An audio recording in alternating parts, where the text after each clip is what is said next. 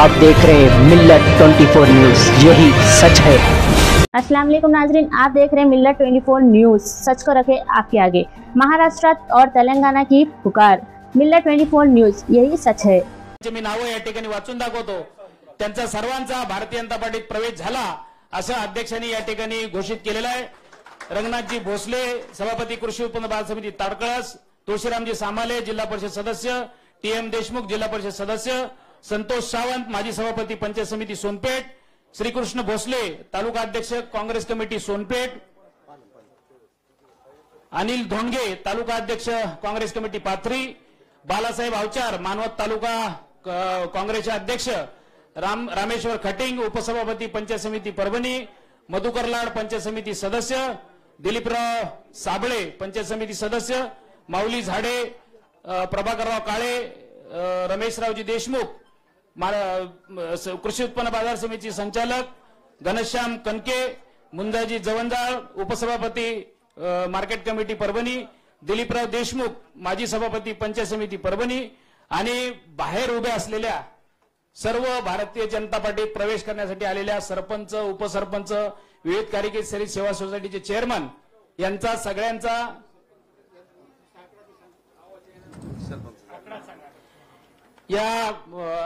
या आत्ताच्या या प्रवेशामध्ये तुमच्याकडे याद दिली या ठिकाणी साहेब तुम्ही भाषणात सांगा ना।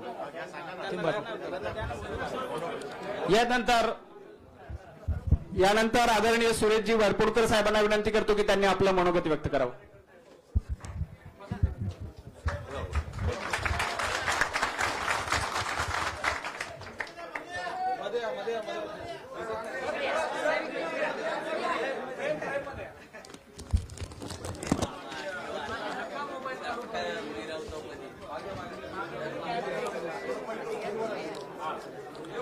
भारतीय जनता पक्षाचे प्रदेशाध्यक्ष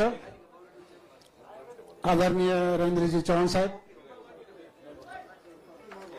महाराष्ट्र राज्याचे महसूल मंत्री आदरणीय चंद्रशेखरजी बावनकुळे साहेब, महाराष्ट्र राज्याच्या राज्यमंत्री आणि परभणी जिल्ह्याच्या पालकमंत्री माननीय नामदार मेघनाताईजी बोर्डीकरजी,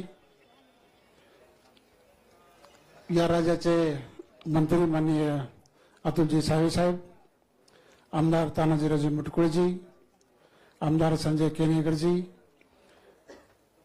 माजी आमदार अमर राजूरकरजी, आमदार विक्रांत पाटील, आमदार माननीय माधवी नाईक प्रदेश महासचिवजी, रवींद्र अनासपुरेजी, आमचे मराठवाड्याचे विभागीय संघटक संजय कोडगेजी, माजी आमदार माणिक रामरावजी वडकुळजी, माजी खासदार शिवाजीराव मानेजी, माझ्यावर आलेले आमचे सर्व सहकारी, भाजपमध्ये असलेले सर्व पदाधिकारी, माननीय आमचे बंधू विजयरावजी वरपुडकर आणि सर्व माझ्यावर आलेले सर्व सहकारी, त्याचबरोबर पंचायत समिती, जिल्हा परिषद सदस्य, सभापती, सरपंच, चेअरमन आणि सर्व प्रमुख कार्यकर्ते मंडळी, आज फार मोठ्या संख्येने आपण सगळेजण आपण भारतीय जनता पक्षामध्ये प्रवेश करीत आहोत।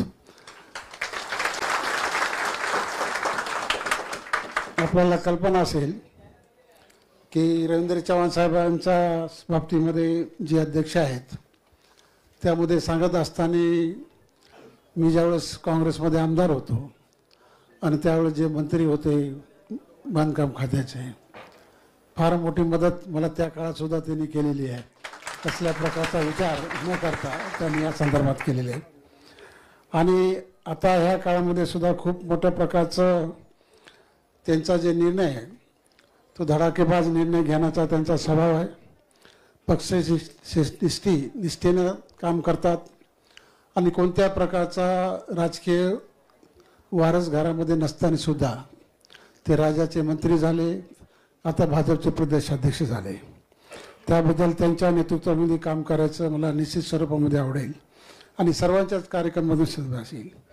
आपल्याला कल्पना असेल की या प्रदेशाध्यक्ष झाल्यानंतर रक्तदानाच्या संदर्भामध्ये त्यांचं जे रेकॉर्ड आहे काल परवाचं माननीय मुख्यमंत्री देवेंद्र फडणवीस साहेबांच्या वाढदिवसाच्या निमित्तानं त्याला एशियन बँक ऑफ रेकॉर्डसुद्धा आपण ह्या ठिकाणी केलेला आहे.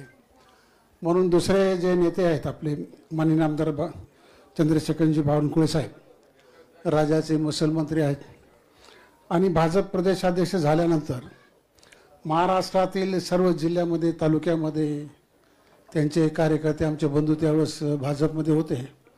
त्यांचे प्रत्येक घरामध्ये जाऊन प्रत्येकाची संबंध ठेवून एक खूप आपुलकीचं नातं जोडण्याचं काम त्यांनी महाराष्ट्रभर केलं.